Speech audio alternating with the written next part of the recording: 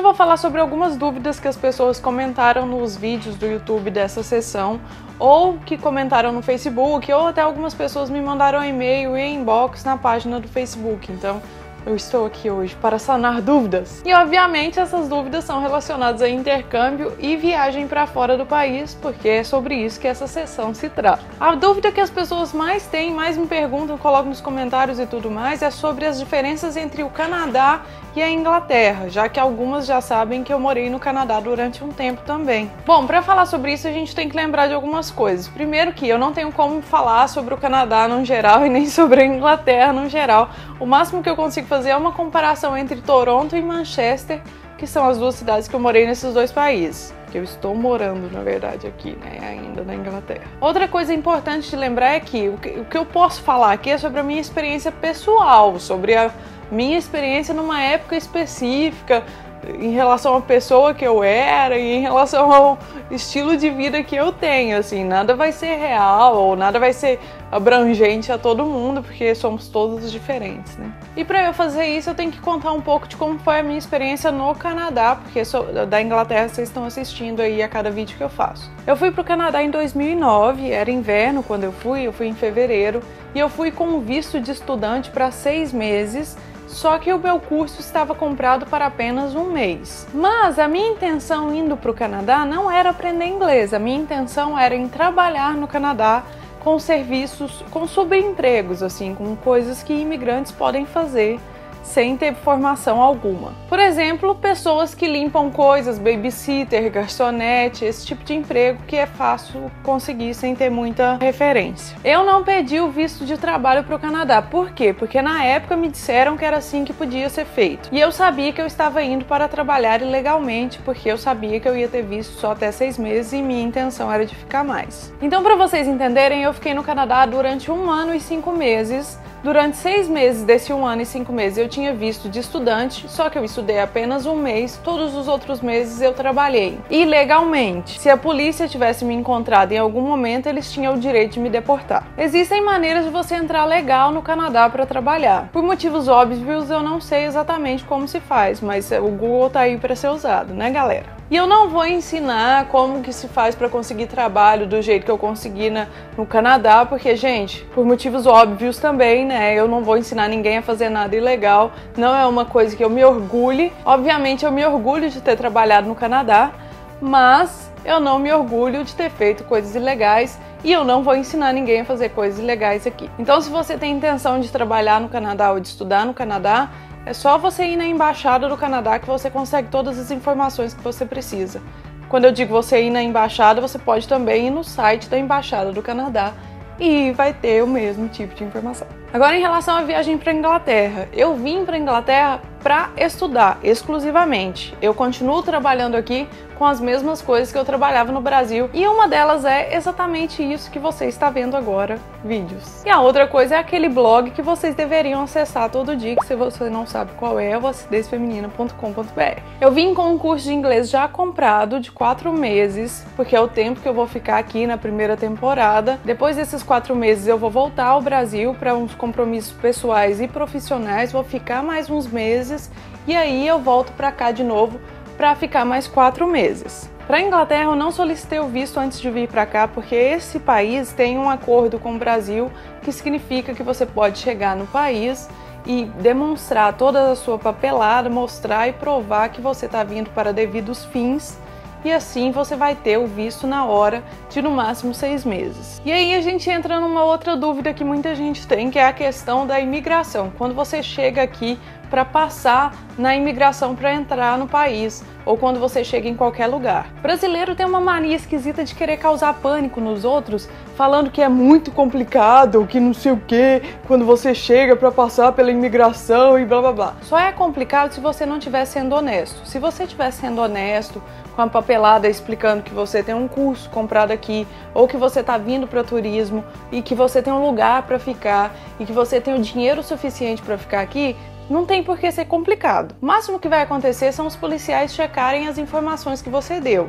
Por isso eles fazem algumas perguntas do tipo: você tem dinheiro para ficar aqui? Quanto que você trouxe de dinheiro? Você tem vínculo no Brasil? Onde você vai ficar? Por que você quer entrar no país? Gente, você está indo para um outro país. Se você não tiver um lugar para ficar e um motivo pelo qual você está indo, nem dinheiro para se manter, você não deve entrar no país mesmo. Você tem que voltar para sua casa. E não tem por que ter pânico disso. Você tem que saber todas essas coisas para entrar no país. Outra coisa que pode acontecer também é que se eles ficarem muito suspeitos, ou se você parecer muito nervoso, ou se eles tiverem alguma suspeita em relação à sua mala, eles vão te chamar para um quartinho, vão fazer as confirmações dos seus dados, das coisas que você apresentou, e eles podem abrir a sua mala para te perguntar sobre alguma coisa que tem dentro da sua mala, que no raio-x deu algum problema, ou que os cachorros cheiraram que eu tinha uma coisa estranha. Normal também, né, galera? Se você tiver com intenção de entrar num país fazendo coisa errada, os caras têm que te pegar mesmo. Então não tem por que ficar com pavor ou com medo. Ai, meu Deus, o que vai acontecer na imigração? Ou ficar nervoso, velho. Se você tá com os motivos certos, é só...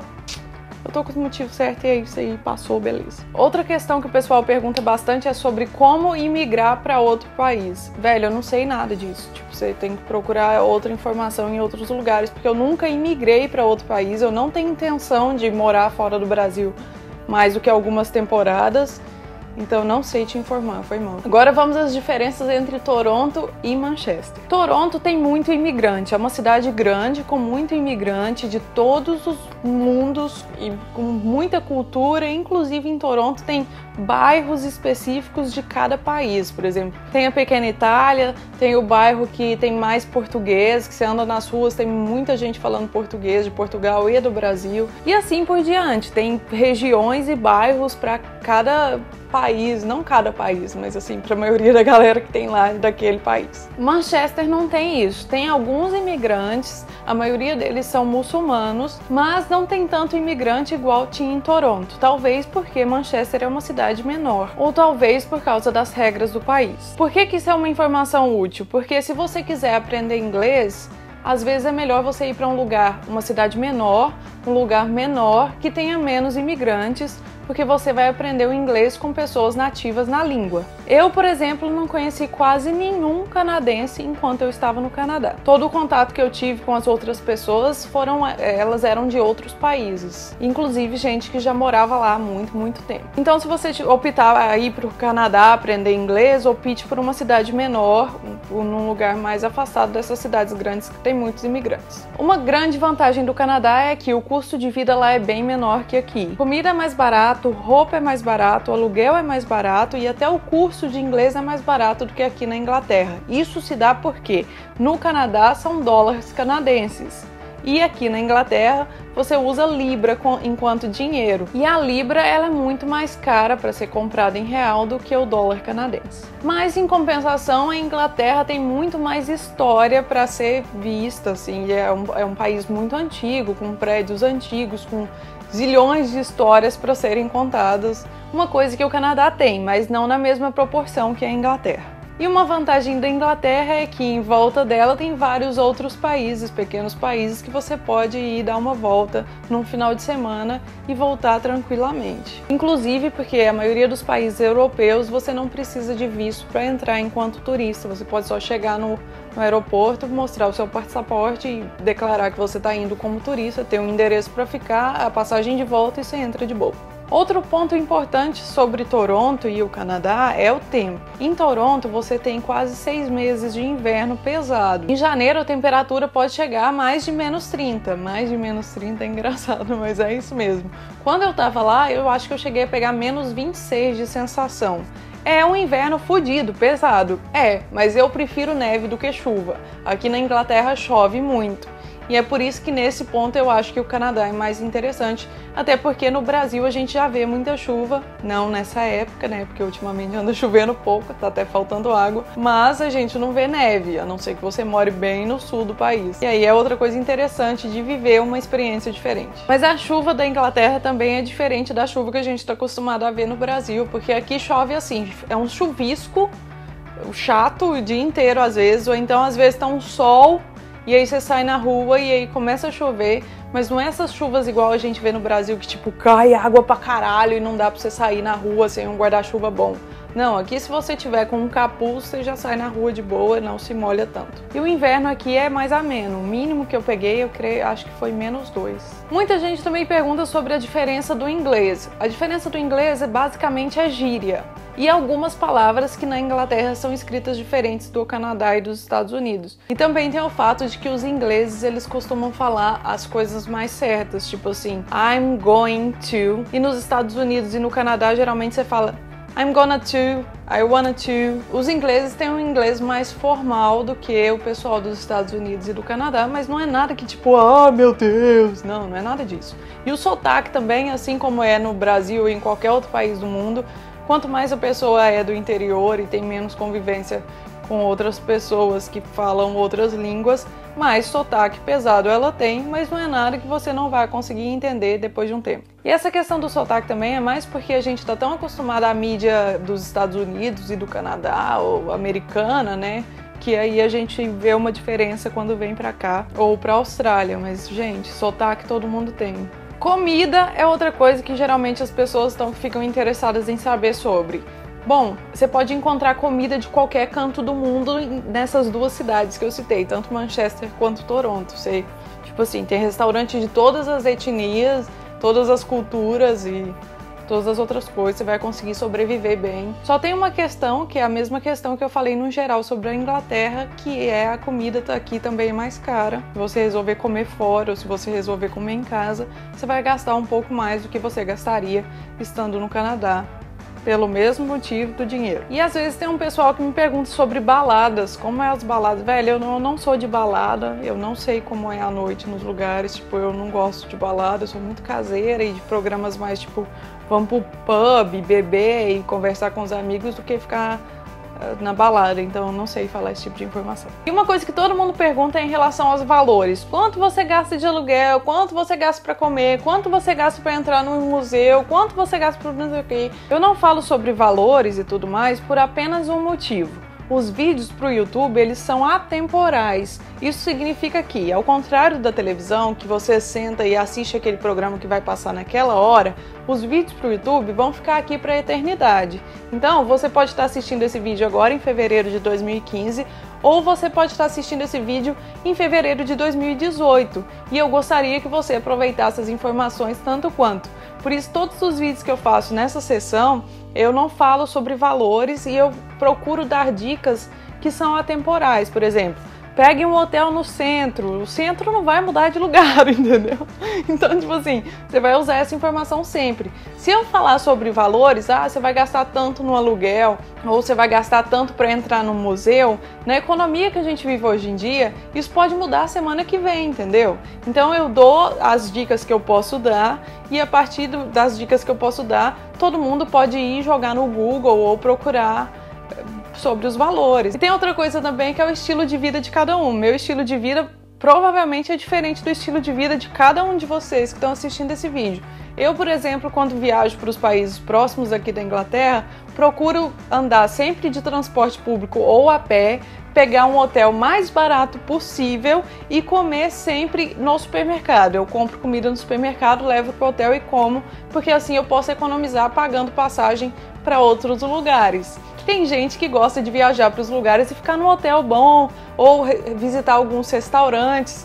E é exatamente por esse motivo que eu nem dou dica de restaurante também, porque eu não sei. Então, tipo assim, eu acho que é mais fácil eu dar as dicas que todo mundo pode aproveitar do que eu ficar dando dicas específicas sobre o meu estilo de vida que uma ou duas pessoas vão aproveitar só. E agora eu vou falar sobre algumas coisas que podem ser úteis para outras pessoas que querem aprender uma língua fora ou viver uma cultura diferente num outro país. Alguns países aceitam estrangeiros para estudar nas escolas públicas deles de ensino médio ou às vezes até a universidade. Isso aí depende muito do país e depende das condições, se eles vão ter vaga disponível para estrangeiro, se não vão ter. e das normas que estão vigentes naquela época. Então, se você gostaria de ir para algum país aprender sobre a cultura e a língua estrangeira ou qualquer outra coisa assim, pode ser uma boa opção para você, que você não vai ter que pagar a escola. Então, procura mais informações sobre aquele determinado país na embaixada daquele determinado país, talvez consiga. E com isso, eu devo dizer também que eu não sei nada sobre Ciências Sem Fronteiras, que é outra coisa que vocês vivem me perguntando. Eu vim por conta própria, eu não faço universidade, não tem governo por trás das minhas coisas. Outra opção muito legal é o serviço voluntário. Algumas pessoas em vários países aceitam estrangeiros para morarem na casa deles durante um determinado tempo, desde que essa pessoa ajude com alguma coisa na empresa deles ou até dentro de casa. Por exemplo, eu já vi gente procurando uma pessoa para ajudar a cuidar de uma criança, ou ajudar a cuidar de cachorros, ou em fazenda, ajudar a lidar com as coisas da fazenda, ou em hotéis, as pessoas procuram uma pessoa para ajudar a limpar o hotel, organizar a cama e os quartos, e em troca essas pessoas dão um alojamento, que é um quarto para essa pessoa ficar, com banho e todas as outras coisas que ela precisa para sobreviver, inclusive comida. É uma opção sensacional para aprender inglês e viver a cultura de outra pessoa, e em troca disso você só vai ter que ser útil para a vida daquela pessoa. Existem vários sites onde as pessoas colocam os seus anúncios sobre essas coisas. O que eu conheço chama workaway.info. Eu vou pôr aqui o endereço e vou pôr na descrição do vídeo também para quem quiser conhecer. Você faz um cadastro, paga um dinheirinho para se cadastrar e você entra em contato com as pessoas que estão anunciando, e aí você mantém um laço com essa pessoa antes mesmo de ir para a casa dela, e com isso você vai acabar gastando só a sua passagem de ida e volta e ter uma experiência sensacional. Outros lugares que estão sempre procurando por trabalho voluntário são as ONGs. Aqui na Inglaterra tem um negócio que eu acho que eu nunca tinha visto no Canadá, talvez por falta de atenção, que são lojas de ONGs. Aqui tem loja de ONG para ajudar no câncer de mama, por exemplo, ou no câncer em crianças, em que eles coletam doações da população, e aí eles colocam essas coisas para vender nas lojas. E aí existem voluntários que trabalham nessas lojas para fazer a venda e tudo mais. É uma outra boa opção para você viver a cultura e aprender inglês e conhecer pessoas nativas na língua. Mesmo que você já esteja fazendo um curso propriamente dito em uma escola, pode ser uma ótima opção para você não passar metade do dia de bobeira se o seu curso for só part-time. E para fechar, outra dica muito boa, inclusive para quem não tem condições ou não quer sair do Brasil para aprender inglês com pessoas nativas, é que existem pessoas que trabalham ensinando inglês via Skype. Professores propriamente ditos, formados e tudo mais, que fazem anúncios em sites para te dar uma aula de inglês via Skype ou presencialmente. Assim, eu tô fazendo aula de inglês, inclusive, com uma professora dessas, que eu descobri num site de anúncios. Ela vem na minha casa, me dá aulas durante o tempo que eu quiser, 1, 2, 3 horas, isso você combina, e depois ela vai para casa dela, mas eu podia estar fazendo isso via Skype também, se eu quisesse. Aí você faz uma transferência via PayPal ou transferência bancária e a pessoa te dá aula do mesmo jeito. Cada país ou cada cidade tem sites de anúncios diferentes. Aqui na Inglaterra, por exemplo, o mais conhecido deles é o Gumtree. Eu vou escrever aqui para vocês também. O endereço do site é gumtree.co.uk e nele tem anúncio de tudo quanto é coisa, é tipo um OLX, só que ele também tem anúncios de professores que querem dar aula. Eu não sei se o OLX tem isso. Já no Canadá, o site de anúncio que eu conhecia lá, que eu achava que era o mais conhecido, eu não sei se ainda é hoje em dia, é o Craigslist, que no Canadá é craigslist.ca. Tá escrito aqui também. Mas se você quiser ter um professor ou contato com pessoas de outros países e utilizar desse serviço e não souber qual que é o site de anúncios daquele determinado país, você pode entrar num grupo de brasileiros em outra cidade, no próprio Facebook mesmo. É só você procurar que você vai encontrar vários grupos de pessoas que moram em cidades fora do país e perguntar para eles qual que é o site de anúncio mais famoso aí. Aí o pessoal te responde, e com isso também você pode sanar outras dúvidas que você tem em relação àquele lugar em específico. Bom, ficou um vídeo longo, mas eu espero que as informações tenham sido úteis. E se você tem alguma dúvida mais primária que você não encontrou aqui nesse vídeo, talvez você vai encontrar elas nos outros vídeos que eu fiz nessa mesma sessão. Eles vão aparecer aqui na playlist, então é só você assistir os outros vídeos, e daí se você continuar com a mesma dúvida e você achar que eu posso te ajudar, deixa nos comentários aí que eu programo um outro vídeo para daqui a um tempo. Olha que bonito! Esse foi o primeiro vlog que eu fiz enquanto vlogger, conversando com a audiência.